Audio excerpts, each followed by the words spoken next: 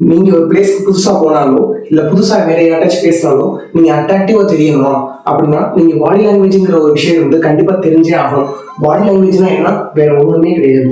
நீங்க வந்து எப்படி பிஹேவ் அடுத்தவங்க பண்ணும்போது அவங்க வந்து நம்மளுக்கு ரொம்ப அட்ராக்டிவான ஆளா இருக்கானே அப்படின்னு சொல்லிட்டு நீங்க பிரசன்டபிளான ஒரு ஃபீல் வந்து கொடுக்குறது. அதுதான் நீங்களே வந்து உங்க ஸ்கூல்லயோ இல்ல காலேஜ்லயோ இல்ல ஒர்க்கிங் பிளேஸ்லயோ நீங்க கண்டிப்பா பாத்துக்கலாம். சில பேர் வந்து உள்ள வந்தாலும் இல்ல அவங்க ஜஸ்ட் நம்ம பேசிட்டு கூட மாட்டோம், பட் அவங்க நம்ம பார்த்தோம் அப்படின்னா நமக்கு வந்து ஏதோ ரொம்ப பிடிக்கும். அந்த மாதிரி பர்சன்ஸ் நீங்க மாறணும்னா நீங்க சில ட்ரெயின்ஸை ஃபாலோ பண்ணி தான் ஆகணும். நான் சொன்னோம்னா உடனே உங்களுக்கு சில பேர் வந்து மைண்டுக்கு வந்திருக்கணும். அந்த பர்சனா நீங்களும் கண்டிப்பா மாறலாம். இந்த வீடியோ இருக்கிறேன் நான் உங்க தினேஷ், உங்க தினேஷ் சேனல். இந்த மாதிரி வீடியோஸ் வந்து நீங்க பார்க்கணும் அப்படின்னா கண்டிப்பா சப்ஸ்கிரைப் பண்ணி வச்சுக்கோங்க. அண்ட் இந்த வீடியோ பிடிச்சிருந்துச்சுன்னா கடைசியில் லைக் பண்ணிக்கோங்க. First one, eye casing or eye contact. என்னடா பாடி லாங்குவேஜ் பத்தி பேசுறான், கடைசியில் பார்த்தா கண்ணை ஐயை பத்தி பேசுறேன் அப்படின்னு நினைக்கிறேன்னா வேற ஒன்றும் இல்லை. ஐக்கும் பாடி லாங்குவேஜுக்கும் ஒரு ஸ்ட்ராங்கான ஒரு கனெக்ஷன் இருக்கு.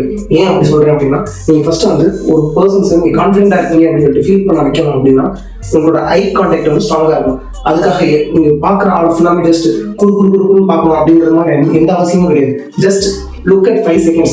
அப்புறம் நீங்க எப்போ வந்து இப்படி திரும்பிக்கலாம் இல்லை இப்படி திரும்பிக்கலாம், பட் உங்களோட பார்வை வந்து ஸ்ட்ராங்கா இருக்கும். அதுதான் வந்து இங்க மேட்டர். நம்பர் 2, ஃப்ரண்டிங். ஃப்ரண்டிங்னா என்ன அப்படின்னா நீங்க பேசும்போது ஆப்போசிட் டைரக்ஷன் இருக்கவங்க வந்து உங்களை பார்த்து இருக்கும் போது நீங்க அவங்கள பார்த்து இருக்கணும். அப்படி இல்லாம அவங்க பேசும்போது நீங்க எஸ் இப்படி திரும்பி பேசினாலும் இல்லைன்னா இப்படி திரும்பிட்டு சொல்லுங்க இந்த மாதிரி பேசினாலும் அவங்களுக்கு நீங்க கண்டிப்பா அட்ராக்டிவா தெரியவே மாட்டீங்க. ஏன் அப்படி சொல்றேன் அப்படின்னா நீங்க அவங்கள பார்த்து பேசும்போது அவங்கள நோக்கி ஒரு டைரக்ஷன் பேசும்போது அவங்களுக்கு வந்து நீங்க இம்பார்ட்டன்ஸ் கொடுக்குறீங்க அப்படிங்கிற மாதிரி அவங்க சப்கான்சியஸ் மைண்டுக்கு வந்து கண்டிப்பா வர ஆரம்பிக்கும். ஸோ நீங்க அட்ராக்டிவா தெரியறதுக்கு இது ஒரு சத்துனான ஒரு டெக்னிக். அண்ட் ஆல்சோ முக்கியமானது ஒன்று சொல்ல மறந்துட்டேன், ஃபார்வர்டு லீனிங் அப்படின்னு சொல்லுவோம். என்ன அப்படின்னா நீங்க ஆப்போசிட்ல பேசுறவங்க உங்களோட கை உங்களோட கால் வந்து அவங்கள பார்த்துருக்கணும். அப்படி இருந்தாதான் அவங்களுக்கு நீங்க அட்ராக்டிவா தெரியுவீங்க. Number 3, open body language. நீங்க அடுத்த கம்யூனிகேட் பண்ணும்போது நீங்க வந்து அட்ராக்டிவா தெரியணும் அப்படின்னா உங்களோட கைகளை வந்து எப்பவுமே ஓப்பன்ல வச்சிருக்கணும், காலையுமே ஓப்பன்ல வச்சிருக்கணும். நீங்க க்ளோஸ்ல இருந்தீங்க அப்படின்னா வந்து நீங்க வந்து சட்டிலாவே வந்து உங்களுக்கு வந்து கம்யூனிகேட் பண்றீங்க. எனக்கு வந்து ஓப்பனா வந்து ஒரு பேச பிடிக்கல அப்படிங்கிற மாதிரி ஒரு மைண்ட் வந்து உங்களுக்கு கண்டிப்பா வர சான்சஸ் இருக்கு. So keep your hand and leg open. Number 4, walking style. Walking ஸ்டைல்னா நம்ம தலைவர் ரஜினிகாந்த் மாதிரி ஸ்வாகான ஸ்டைல வந்து நடக்கணும் அப்படிங்கிற மாதிரி எந்த அவசியமும் கிடையாது. பட் நீங்க நடக்கிறதுலேயே வந்து நீங்க ஒரு கான்ஃபிடென்டான பர்சன் அப்படிங்கிறது வந்து அடுத்த ஆள் வந்து கண்டிப்பா புரிஞ்சுக்கணும். அதுக்கு ஒரு சிம்பிளான டெக்னிக் என்ன அப்படின்னா உங்களுடைய ஷோல்டர்ஸை வந்து கொஞ்சம் பேக் ஏற்றிட்டு உங்களுடைய ஃபேஸ் சின்ன வந்து மேலே ஏற்றணும். அப்படிங்கும்போது உங்களோட கால் இருக்கும் பார்த்தீங்களா, அந்த இடம் வந்து ஸ்டிஃபான வந்து நீங்க வந்து மெயின்டைன் பண்ணணும். அப்படி நீங்க நடக்கும்போது நீங்க ஒரு கான்ஃபிடென்டான பர்சன் அப்படின்னு அடுத்தவங்களுக்கு வந்து கண்டிப்பா வந்து சப்கான்சியஸ் மைண்ட்ல வந்து கண்டிப்பா ரெஜிஸ்டர் ஆகும். Number 5, maintain good body order. பாடிக்கும் பாடியோட ஸ்மெல்லுக்கும் பாடி லாங்குவேஜுக்கும் என்னடா சம்மந்தம் அப்படின்னு நீங்க கேட்குறீங்களா? உங்க மைண்ட் வாய்ஸ் எனக்கு கேட்குது, இதே தான் எனக்கும் கேட்டுச்சு. பட் இதுல வந்து ஒரு சட்டிலான ஒரு டெக்னிக் வந்து இதுல இருக்கு. என்னன்னு நான் சொல்றேன். நீங்க ஒரு இம்பார்ட்டன்டான ஒரு விஷயத்த வந்து கண்டிப்பா ஷேர் பண்ணிட்டு இருக்கலாம். அந்த இம்பார்ட்டன்டான விஷயம் வந்து அவங்களுக்கு யூஸ்ஃபுல் ஆகுதோ இல்லையோ, பட் உங்களுக்கு சொல்லணும்னு விருப்பம் இருக்கு அப்படின்னா அடுத்தவங்க கேட்கறவங்களுக்கும் அது விருப்பம் இருக்கும். அப்படின்னா மட்டும் நீங்க சொல்றது போய் அவங்களுக்கு கம்யூனிகேட் ஆகும். அப்படிங்கும்போது நீங்க பக்கத்துல இருந்து ஒரு ஆள்கிட்ட பேசுறீங்க, ஒரு பேர்டு ஆர்டர் அவங்ககிட்ட இருந்து வருது அப்படின்னா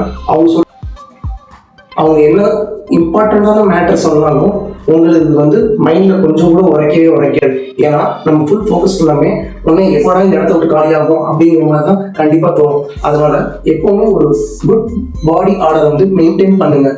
நம்ம வந்து ஒரு கேர்ள்ஸ்ட பக்கத்துல போய் பேசுறோம் அப்படின்னா மட்டும் கிடையாது, ஜஸ்ட் நம்ம யார்கிட்ட பேசினாலுமே நம்மளோட பாடி ஆர்டர் வந்து கண்டிப்பா நமக்கு மெயின்டைன் பண்ணி தான் ஆகணும். இது மெயின்டைன் பண்ணலன்னா அப்படின்னா பேசுறவங்களுக்கு மட்டும் இல்ல உங்களுக்கே வந்து சம்டைம்ஸ் வந்து அன்கம்ஃபர்டபுளா ஃபீல் பண்ண ஆரம்பிப்பீங்க. Number 6, speak loudly. Speak loudly அப்படின்னு சொல்லிட்டு வந்து கத்தணும்னு அவசியம் கிடையாது. நீங்க பேசுறது கண்டிப்பா அடுத்தவங்களுக்கு வந்து ஒரு ஜென்டிலான ஒரு லவுட்னஸ்ல வந்து கேட்கணும். அவ்வளவுதான். நீங்க சொல்றது கிளியரா புரியணும், அவ்வளவுதான். அதுக்காக நீங்க ஹை பிச் வாய்ஸ்ல கத்தணும் அப்படிங்கிற மாதிரி எந்த அவசியமும் கிடையாது. ஜஸ்ட் உங்க மைண்ட்ல இருக்கிற கன்சைஸா வந்து கன்வே பண்ணுங்க with steady and gentle voice.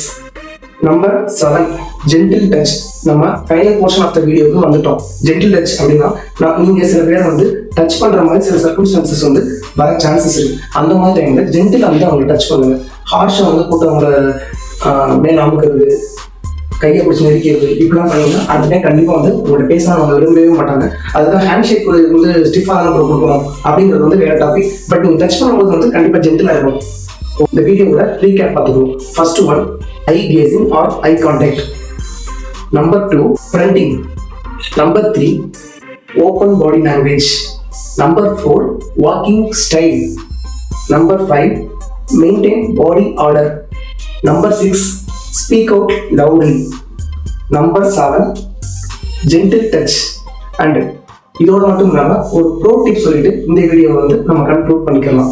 Mirroring personality அப்படிங்கிற ஒரு கான்செப்ட் இருக்கு. என்ன அப்படின்னா, நீங்க அடுத்த பேசணும் அப்படிங்கும்போது நீங்க வந்து அவங்களாவே மாறிடணும். அவங்களோட இடத்துல வந்து உங்களை பார்க்கணும். அவங்க மோசமான கன்னிங்கான பேசணும், நீங்க கண்டிப்பான நீங்க வந்து கண்டிப்பா வந்து அந்த டைம்ல வந்து மாறிடணும். அவங்க ஒரு காமெடியான ஒரு ஜாலியான ஜோவியல் பர்சனா, நீங்களும் ஜோவியல் பர்சனா மாறிடும். நீங்க அவங்க எப்பவுமே ஒரு இன்ஃபர்மேட்டிவ்ஸா வந்து பேசுறவங்களா, நீங்களும் வந்து உங்களுக்கு இன்ஃபர்மேஷன் தெரிஞ்சா இன்ஃபர்மேஷனா பேசணும். அவ்வளவுதான். சிம்பிளா வந்து அவங்களோட பர்சனாலிட்டி வந்து உங்களோட பர்சனாலிட்டியா அவங்க பேசும்போது ஜஸ்ட் ஒரு நடிக்கணும்னு கூட சொல்ல முடியாது, நடிச்சுதான் ஆகணும். அண்ட் நான் சொல்ற எல்லா டிப்ஸுமே வந்து நீங்க வந்து மைண்ட வச்சு எல்லாமே ஃபாலோ பண்ணணும் அப்படிங்கிறது கிடையாது. நீங்க ஆஸ் அ மென்னா இருக்கீங்க அப்படின்னா, ஆஸ் அ யங்ஸ்டரா இருக்கீங்க, ஆஸ் அ டீனேஜரா இருக்கும்போது நீங்க வந்து சில டெஸ்டோஸ்டிரான் பூஸ்டர்ஸ் அப்படின்னு நீங்க கேள்விப்பட்டிருப்பீங்களா இல்லையான்னு தெரியல.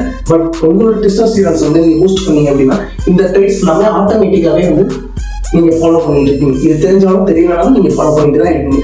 பட் டெஸ்டோஸ்டிரான் வந்து எப்படி பூஸ்ட் பண்றது அப்படிங்கிற மாதிரி நீங்க கேட்டீங்க அப்படின்னா அது செப்பரேட்டான வீடியோ வந்து அடுத்து வந்துட்டு இருக்கு. இந்த மாதிரி பவர்ஃபுல்லான பிரெயின் ஸ்டார்மிங் கான்டென்ட்ஸ் வந்து நீங்க கன்சியூம் பண்ணணும் அப்படின்னா இந்த சேனலுக்கு ஒரு லைக் அண்ட் கமெண்ட் போட்டுட்டு until then stay tuned. Tata.